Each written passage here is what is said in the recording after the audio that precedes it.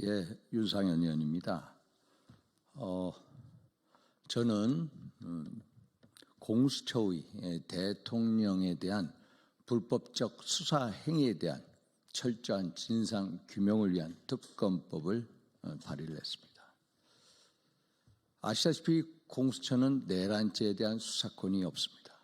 공수처는 직권남용죄와 관련하여 내란죄를 수사할 수 있다라고 했습니다만 이는 한마디로 어불성설입니다. 왜냐하면 직권남용죄와 내란죄는 범죄의 구성 요건, 성질, 중대성 등이 너무나도 다르기 때문에, 그리고 헌법 84조에 의해서 대통령 현직 중에 있는 대통령을 내란죄가 아닌 직권남용죄로 형사소출할 수가 없습니다. 그래서 대통령의 이런 불법적 수사를 바탕 위에 불법 체포 과정이 너무나도 확연히 드러납니다. 공수처의 대통령에 대한 체포 영장의 청구와 발부와 집행의 과정이 모두 다 불법 투성이입니다. 한마디로 대통령 불법 체포 게이트라고 해도 과언이 아닙니다. 지난 이 수사 기록을 통해서도 밝혀졌습니다만 작년 12월 6일, 12월 8일 공수처는 대통령 피의자로 한 통신영장을 서울중앙지법에 신청했다가 기각당했습니다. 12월 19일 날은 대통령에 대한 압수수색 영장이 중앙지법부터 기각이 됐습니다. 심지어 대통령과 내란죄 혐의에 있는 주요 임무 종사자들에 대한 서울중앙지법에 대한 영장 기각 사례가 무려 16건에 달합니다. 동부지법은 한 차례 기각당한 바 있습니다. 그런데 이 모든 사실을 은폐를 했습니다. 결국 공수처는 서울중앙지법에 대통령 피의자로 한 압수수색 영장, 통신영장이 기각되는 마당에 당연히 체포영장은 기각이 될 거다라는 생각하에 중앙지법이 아닌 서부지법에 드디어 영장 쇼핑에 나가게 되는 겁니다. 결국 특검법이 필요한 이유가 거기에 있습니다. 공수처와 서부지법, 특정 판사하고의 연결고리를 규명하기 위해서는 특검이 필요할 수밖에 없다는 것입니다. 지난 1월 3일 대통령 관저에 대한 1차 체포영장 시도가 있었을 때 그때 영장을 발부한 서부지법의 판사, 이문 부장판사죠. 이순영 부장판사의 영장을 보면은 기상천외한 내용으로 적혀 있습니다. 영장 1면에 쪽지를 붙여서 형사소송법 110조, 111조 적용을 예로 한다. 이는 군사상, 공무상 기미 장소를 수색할 때는 책임자의 승낙을 얻어야 된다는 규정을 무시하라는 겁니다. 이것은 한마디로 법률의 개폐권에 속하는 문제입니다. 이것은 국회나 헌재 갈 수 있는 행위입니다. 그런데 어떻게 판사가 그런 불법적인 체포영장을 발부가 할 수가 있겠습니까? 2차 체포영장 시도 지난 1월 15일 이루어졌습니다. 신한미 부장판사의 영장을 보면은 1차 이순영 부장판사가 썼던 그 내용 삭제됐습니다. 결국 서부지법 스스로 잘못된 체포영장임을 인정한 것입니다. 그런데 1월 15일 2차 체포영장 시도를 할 때 형사소송법 110조, 111조 적용을 예로 한다라는 그 규정이 삭제된 정상적인 영장이면은 당연히 형사소송법 110조, 111조 적용을 받아야 됩니다. 당연히 대통령 관저를 체포영장 시도하려면은 당연히 경호 책임자인 김성훈 당시 경호차장의 승낙을 얻어야 됩니다. 그런데 대통령 경호차장은 이를 풀어냈습니다. 그런데도 막무가내로 영장을 집행했습니다. 이것은 영장의 집행도 불법이었습니다. 한마디로 체포영장에 대한 청구, 발부, 집행이 전부 불법이 이루어져 있다. 그런데 공수처는 지난 1월 15일 주진우 위원회 서면 질의 답변에서 대통령에 대한 영장을 중앙지법에 청구한 사실이 없다라고 거짓말했습니다. 특히 지난 1월 16일 서울중앙지법도 저희 의원실에 보낸 서면 답변에서 지난 12월 3일 비상계엄 이후에 대통령에 대한 체포, 압수수색, 통신영장 등 영장일체를 공수처가 청구했다가 기각당한 사실이 있느냐라는 서면 질의에 답변을 회피했습니다.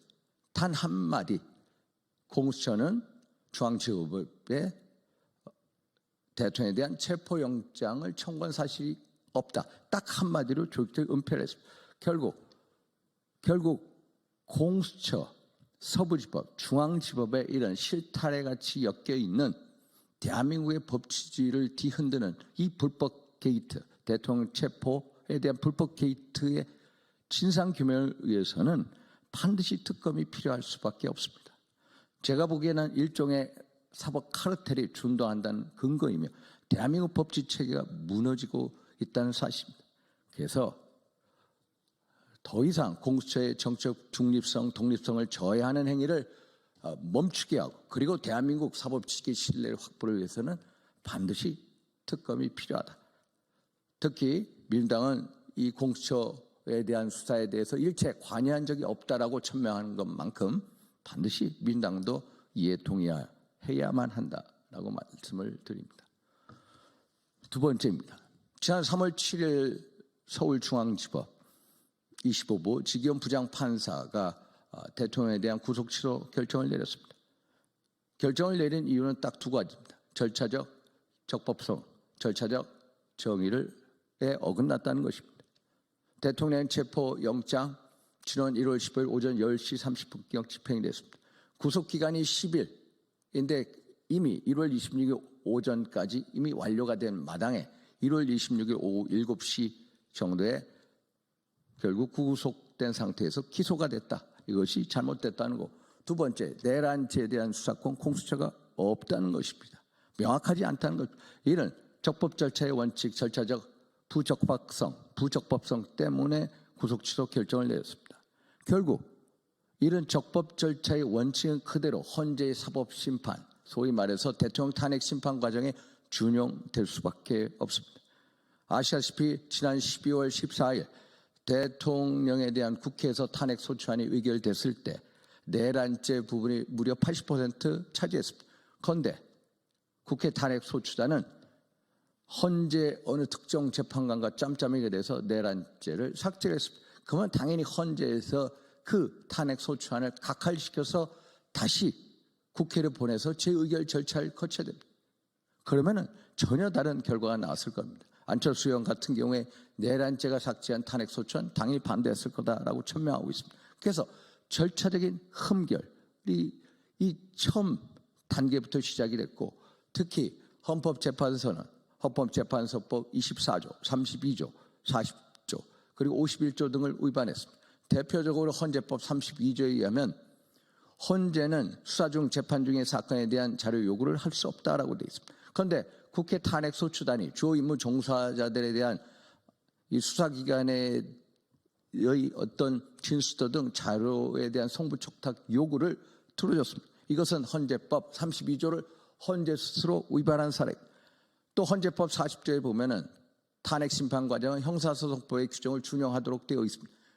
당연히 형사소송법의 규정을 준용한다면 변론 기일 지정 등에 있어서도 적용이 돼야 됩니다. 그런데 11차 변론 기간 동안에 두 차례까지밖에 변호인하고 협의하였고 나머지 변론 기일 지정은 전부 일방적인 통고 형식이었다. 특히 2020년 개정된 형사소송법에 의하면 증인들이 수사기관에서 진술한 진술서에 동의를 못한 경우 당연히 재판 과정에서는 증거 능력을 상실하게끔 되어 있습니다. 그런데 이와 반대로 헌재는 주임무 종사자 등이 헌재에서 자기의 진술서, 수사의 진술서를 동의를 못하는 과정임에도 불구하고 헌재법 40조를 스스로 위반하면서까지 증거 능력을 인정하였습니다. 이런 식으로 헌재가 헌재법을 스스로 위반한 사례가 10차례가 넘는다고 합니다. 그래서 허영 경희대 명예교수 같은 대한민국 헌법학계 최고 태두께서 10가지 이상의 위법 사례를 제시하면서 헌재가 이런 식으로 위법 행위를 적나라하게 보여주면은 국민의 신뢰를 잃게 되고 그러면 헌재가 남아나지 못할 것이다 이렇게 경고했습니다. 결국 결론 내겠습니다. 적법 절차의 원칙, 절차적 정당성은 양쪽 형사재판이나 탄핵심판 과정 모두에 적용될 수밖에 없습니다.